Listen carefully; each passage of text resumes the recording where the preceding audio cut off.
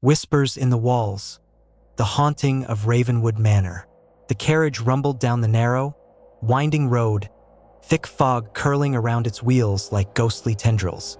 Beatrice Langford peered through the fogged window, her breath catching as the silhouette of Ravenwood Manor emerged in the distance. Even obscured by mist, the manor exuded a foreboding presence, its Gothic spires piercing the overcast sky like dark sentinels. This was her inheritance, her new home, a crumbling relic nestled deep within the moors, steeped in mystery and tragedy. As the carriage drew closer, Beatrice could make out the details of the estate.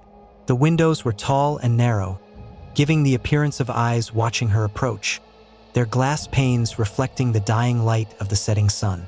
Ivy crept up the stone walls, clinging tightly as if the very earth was trying to reclaim the house. A chill ran down her spine, though whether from the cold or the ominous feeling growing within her, she could not say. When the carriage halted, the driver, a grizzled man with a weathered face, glanced back at her. "Are you certain, Miss Langford?" he asked, his voice rough but tinged with concern. "Ravenwood Manor, it has a reputation." "I'm aware," Beatrice replied, gathering her cloak around her shoulders. "But it's my family home now. I must see it for myself." The driver nodded slowly, his eyes shadowed beneath the brim of his hat. "Very well, but take care, miss. The walls of Ravenwood have long memories." Beatrice stepped down from the carriage, her boots sinking into the damp soil. She glanced back, but the driver was already urging his horses forward, disappearing into the mist as swiftly as he had come. With a deep breath, Beatrice turned to face the manor. The heavy wooden doors groaned as she pushed them open, revealing a grand, yet eerily silent, foyer. Dust motes hung in the air, disturbed only by her entrance. A grand staircase rose before her, its once polished banister now dulled by years of neglect. To her left and right, shadowed corridors stretched out like the arms of a forgotten beast, leading deeper into the manor's depths. Beatrice was no stranger to tales of haunted houses. The stories surrounding Ravenwood Manor were numerous and varied.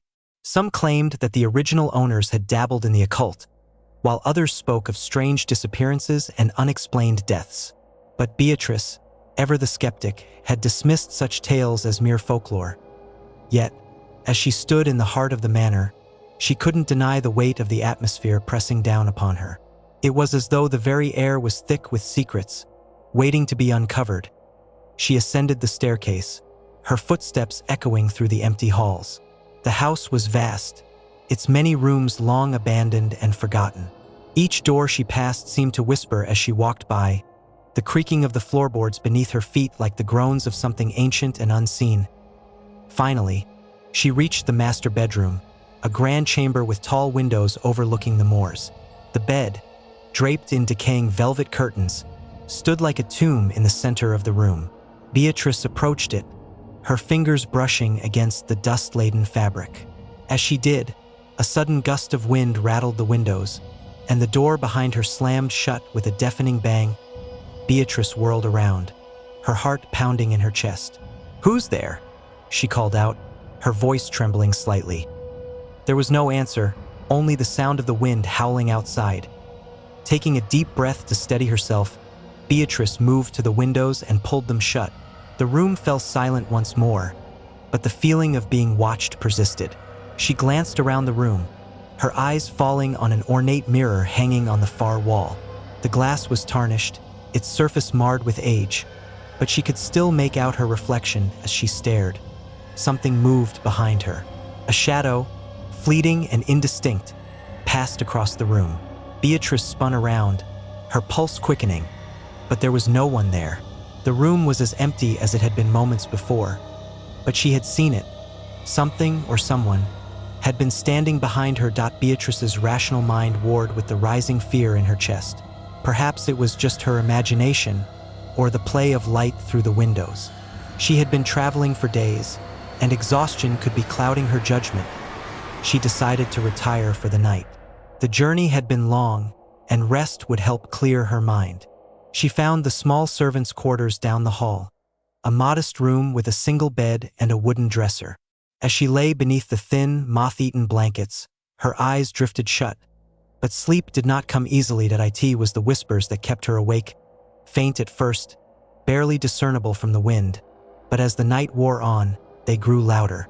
Soft voices, murmuring just beyond the walls, as if hidden figures were standing behind the plaster, speaking in hushed tones. Beatrice sat up, her skin prickling with unease. She listened intently, trying to make out the words, but they remained elusive, just beyond comprehension. She rose from the bed and moved toward the wall, pressing her ear against it. The voices grew louder, more insistent, but still, she could not understand them. Suddenly, there was a sharp knock at the door. Beatrice froze, her breath catching in her throat. The knock came again, harder this time, swallowing her fear. She approached the door and slowly opened it, expecting to find one of the house's long-dead servants, or perhaps nothing at all. But what she saw chilled her to the bone. Standing in the doorway was a woman, her pale skin glowing faintly in the dim light of the hallway. She wore a gown of faded silk, her dark hair falling in loose waves around her face. Her eyes were wide, filled with sorrow and fear. "Who are you?" Beatrice whispered, her voice barely audible. The woman did not answer. Instead, she raised a hand and pointed down the hallway, her gaze never leaving Beatrice's. Beatrice hesitated, but something in the woman's expression compelled her to follow. She stepped into the hallway, her footsteps eerily silent on the old wooden floor. The woman glided ahead of her, leading her deeper into the manor, through twisting corridors and past closed doors that seemed to vibrate with the whispers of the unseen. Finally, they stopped before a door at the end of a long, narrow hallway. The woman turned to Beatrice, her expression filled with a silent plea. Then, without a word, she vanished, dissolving into the shadows like smoke. Beatrice stood before the door, her heart racing. Whatever lay beyond it, she knew, was the key to the mystery of Ravenwood Manor. Taking a deep breath, she reached out and turned the handle. The door creaked open, revealing a small, hidden chamber. The room was bare, save for a single object in the center, a dusty old journal. Beatrice approached it cautiously, her fingers trembling as she picked it up. The leather was cracked and worn, and the pages yellowed with age. She opened the journal. The whispers in the walls grew louder, more frantic. She flipped through the pages, her eyes scanning the spidery handwriting, and the truth began to unravel before her. The journal belonged to her ancestor, Eleanor Ravenwood, the original mistress of the manor. It detailed a series of strange occurrences that had plagued the household for years. Disappearances, mysterious illnesses, and, finally, Eleanor's descent into madness. She had been convinced that the house was alive, that the walls held the souls of those who had died within its confines, and that they spoke to her, whispering their secrets and demanding justice. Eleanor had become obsessed with uncovering the truth, believing that her husband had committed unspeakable acts in the name of power and wealth. The journal ended abruptly, with Eleanor vowing to expose the darkness within Ravenwood, no matter the cost. As Beatrice closed the journal, a cold wind swept through the room, and the whispers rose to a deafening crescendo. The walls seemed to pulse with energy, the very fabric of the house alive with the spirits trapped within. Beatrice stumbled back, her mind reeling. The truth was clear now. Ravenwood Manor was not just haunted, it was cursed. The spirits of the past, the victims of her ancestors' greed and cruelty, were trapped within its walls, their whispers a constant reminder of the sins that had been committed. Beatrice knew then that she could not stay.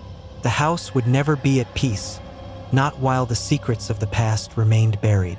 She had to leave, to escape the pull of the manor before it claimed her. As well as she fled down the hallway, the whispers followed her, growing fainter as she moved farther from the house. But even as she stepped out into the cold night air, she knew that the whispers would never truly leave her. Ravenwood Manor would haunt her forever. The end.